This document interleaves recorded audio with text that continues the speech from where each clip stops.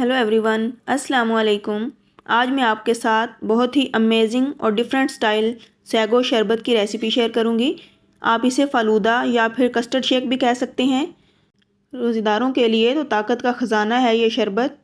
तो अगर आप मेरे चैनल पर न्यू हैं, चैनल को सब्सक्राइब कीजिए, वीडियो को लाइक और शेयर कीजिए। तो आएँ कुकिंग करें आसान खाने में मैमूना के संग। तो चलें शुरू करते हैं, रेसिपी की तरफ बढ़ते हैं।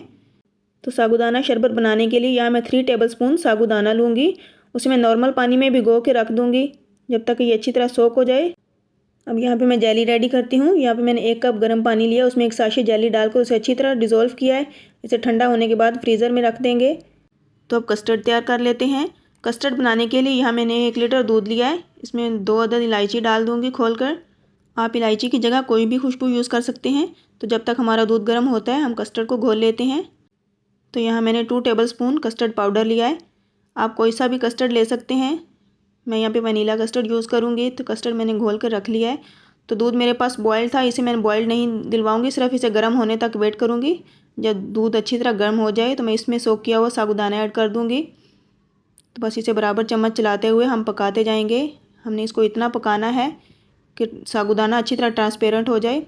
तो जब साबूदाना अच्छी तरह गल जाए तो हम इसमें शुगर ऐड कर देंगे। शुगर मैं यहाँ पे 2 कप ऐड करूँगी इसमें। तो यहाँ हमने बराबर चम्मच चलाते हुए इसको पकाते जाना है। तो इस स्टेज पे जब हमारा साबूदाना अच्छी तरह गल जाए और चीनी भी डिज़ोल्व हो जाए तो इसमें हम थोड़ा थोड़ा करके कस्टर्ड ऐड करते जाएंगे। और यहाँ पे भी हमने इसको बराबर चम्मच चलाते हुए पकाना है ताकि कस्टर्ड से इसमें कोई लम्स ना पड़े। तो यहाँ मैंने इसमें तमाम कस्टर्ड ऐड कर दिया है। इसमें एक बार फिर से बराबर चम्मच चलाते हुए पकाती जाऊँगी और इसकी हमने इतनी सी थिकनेस रखनी है। तो बस हमारा कस्टर्ड रेडी हो चुका है। अब इसे रूम टेम्परेचर पे आने के बाद 2 घंटे के लिए फ्रिज में रख देंगे। तो अब एक खूबसूरत सा जग लेंगे और तमाम इंग्रेडिएंट्स अपने पास रख लेंगे जिनकी हमें ज़रूरत है।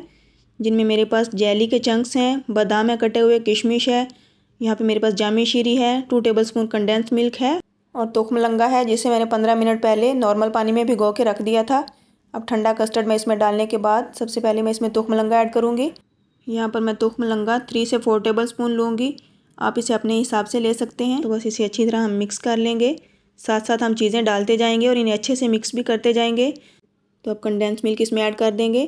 तो याद रहे कि डेज़र्ट में कंडेंस मिल्क बहुत ही शानदार फ्लेवर लेकर आता है। तो ये बेशक थोड़ी ही मिकदार में डालें लेकिन ये इससे बहुत ही रिच फ्लेवर बनता है। यहाँ पे मैं जेली के चंक्स यूज़ करूँगी। तो जेली को मैंने चंक्स की सूरत में इसलिए लिया है ताकि हमारी हर सिप में जेली और तमाम चीज़ें वो आएँ, तो जिससे हमारे शरबत का मज़ा दुबाला हो जाएगा।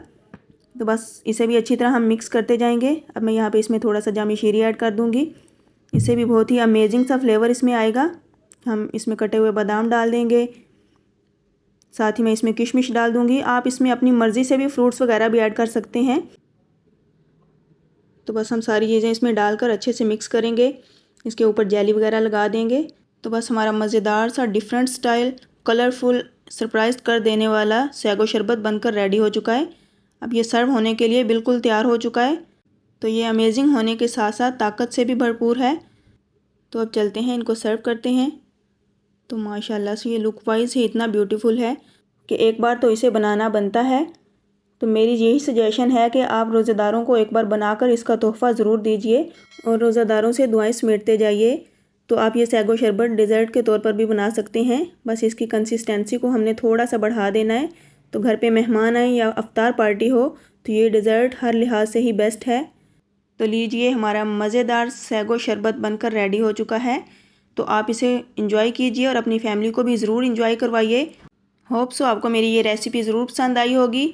मिलती हूँ नेक्स्ट एक मज़ेदार रेसिपी के साथ। मुझे अपनी दुआओं में याद रखिए। अल्लाह हाफिज़।